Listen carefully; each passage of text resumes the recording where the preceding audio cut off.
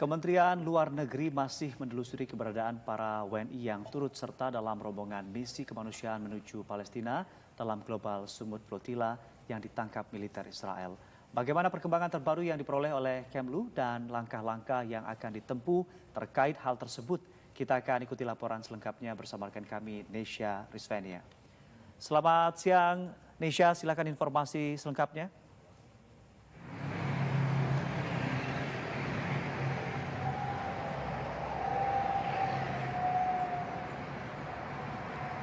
Nesya.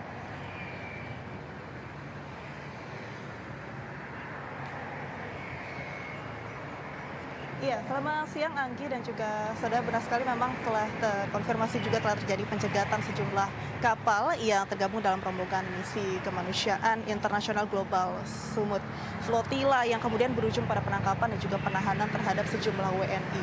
Informasi terakhir dari Kementerian Luar Negeri bahwa juru bicara Kementerian Luar Negeri Yvonne Mewengkeng menyatakan bahwa ada 9 warga negara atau WNI yang kemudian ikut dalam misi tersebut dan juga kemudian berujung pada penahanan atau penangkapan. Di antaranya adalah 5 WNI dilaporkan telah ditangkap oleh militer Israel di sekitar perairan Siprus atau Mediterania Timur. Kemudian ada 4 warga negara lainnya ini yang masih berlayar di kapal berbeda yang ketahui masih berlayar di sekitar perairan Siprus.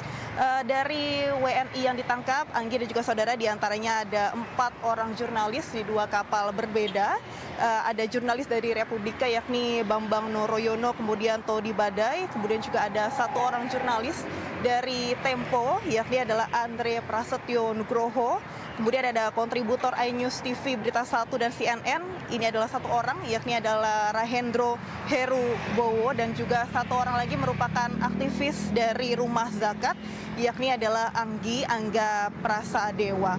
Kementerian Luar Negeri sendiri, Anggi dan juga saudara, memang sudah melakukan sejumlah antisipasi ataupun juga tanggapan untuk kemudian menanggapi terjadinya penahanan terhadap sejumlah WNI di Israel ini. Di antaranya adalah Kementerian Luar Negeri telah berkoordinasi dengan sejumlah kedutaan besar, di antaranya adalah dengan KBRI di Ankara, kemudian Kairo, Aman, Roma, dan juga Istanbul untuk kemudian menyiapkan langkah antisipatif di sini untuk kemudian memastikan keselamatan para warga negara Indonesia atau WNI dan kemudian juga mempercepat proses pemulangan mereka. Selain itu, Anggi dan juga saudara, langkah antisipatif lainnya yang kemudian disiapkan juga oleh Kementerian Luar Negeri ataupun pemerintah adalah untuk menerbitkan SPLP. Ini adalah surat perjalanan laksana paspor apabila kemudian paspor WNI, ke-9 WNI ini kemudian dilakukan penyitaan oleh tentara Israel.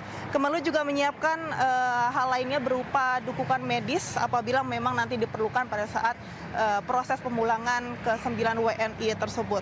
Perwakilan Indonesia juga sudah melakukan pendekatan kepada otoritas tempat guna memastikan adanya akses transit dan juga proses kepulangan WNI dapat berjalan tanpa hambatan secara keimigrasian. Dan ini adalah informasi terakhir yang kemudian disampaikan oleh juru bicara Kementerian Luar Negeri Yvonne Mewengkeng. Selain itu juga Anggi dan juga saudara, memang sudah ada dorongan juga terhadap pemerintah, terutama khususnya kepada Kementerian Luar Negeri untuk kemudian segera melakukan langkah-langkah untuk memulangkan kembali warga negara Indonesia dan juga sejumlah jurnalis yang kemudian saat ini ditangkap dan juga ditahan oleh Israel.